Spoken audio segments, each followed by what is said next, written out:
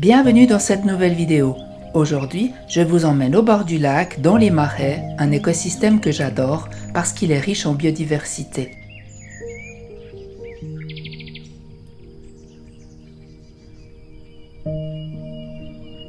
Cet épisode est consacré au nourrissage des bébés grèbes huppés. Vous découvrirez qu'il n'est pas toujours facile pour ces petits d'avaler un poisson et aussi pourquoi ils ingurgitent souvent des plumes.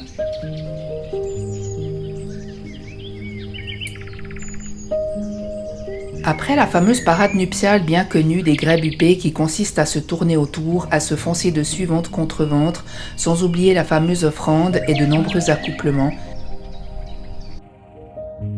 les grèbes huppés ont confectionné un nid.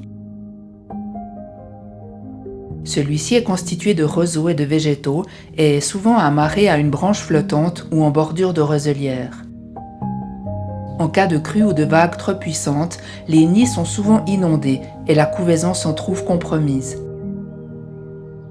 C'est pour cela que les bateaux qui passent près des sites de nidification doivent naviguer très lentement et ne pas faire de remous.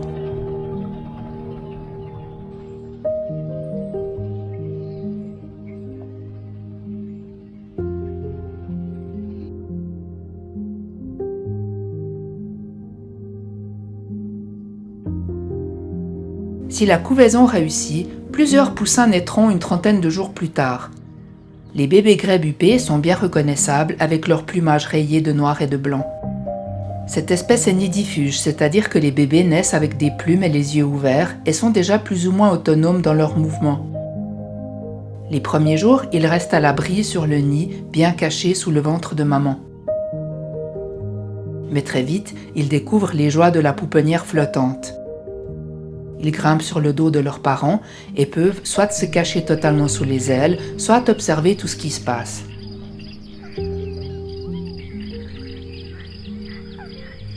En grandissant, ils deviennent trop lourds et encombrants, surtout s'ils sont nombreux. Parfois, la seule façon de les faire descendre est de plonger sous l'eau. Mais pas facile à déloger, les jeunes persistent et tentent malgré tout de retourner sur le dos de leurs parents.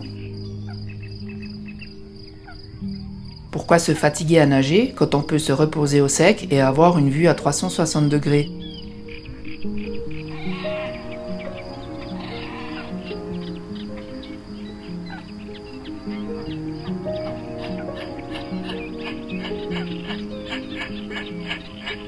Le nourrissage des petits se fait sans discontinuer et les parents s'épuisent à nourrir leur progéniture.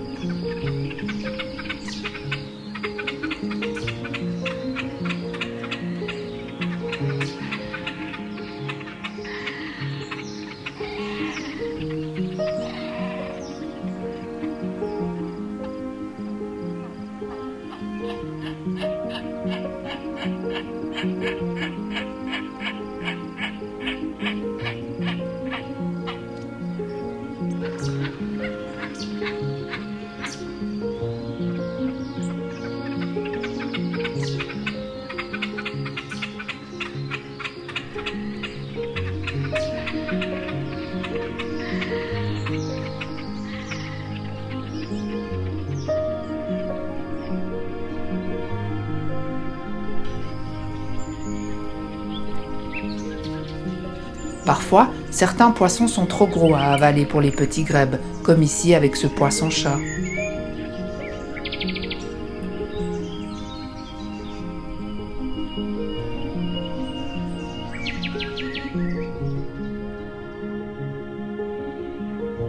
Un soir, alors que j'étais avec mes amis les castors, j'ai assisté au nourrissage XXL d'un petit.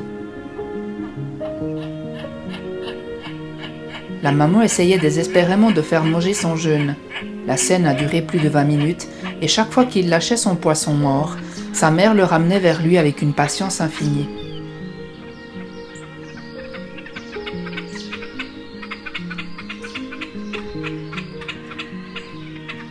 Mais évidemment, vu la taille de la proie, cette dernière a finalement terminé dans l'estomac de la mère.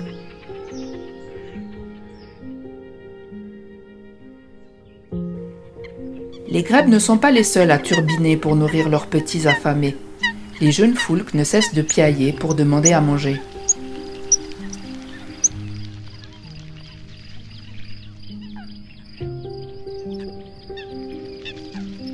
S'il semble plus facile pour ces adeptes de végétaux de trouver de quoi se nourrir, les petits galèrent également pour avaler la nourriture proposée.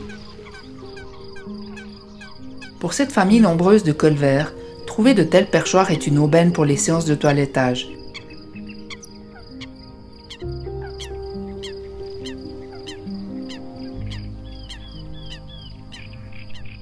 Ça y est, cette fois le compte est bon, toute la fratrie est réunie.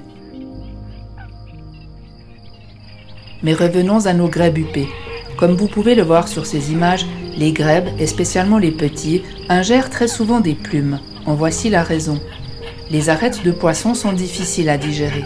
Les petites plumes blanches qu'ils ingurgitent servent à protéger le fond de l'estomac. Elles forment un bouchon, ce qui protège le système digestif en stoppant les arêtes et en permettant de ce fait une digestion plus lente. Plusieurs fois par jour, les petits sont éjectés du dos de leurs parents afin qu'ils apprennent à se débrouiller dans l'eau.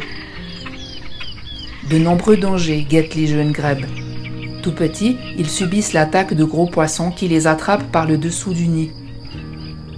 Mais le plus gros danger vient du ciel, avec les rapaces, comme ici ce milan noir, ou encore des goélands qui n'en font qu'une bouchée.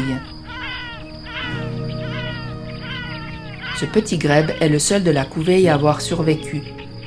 Ses chances de survie seront plus élevées puisque n'ayant pas à partager avec ses frères et sœurs, il ne manquera pas de nourriture et sera rejeté beaucoup plus tard par ses parents.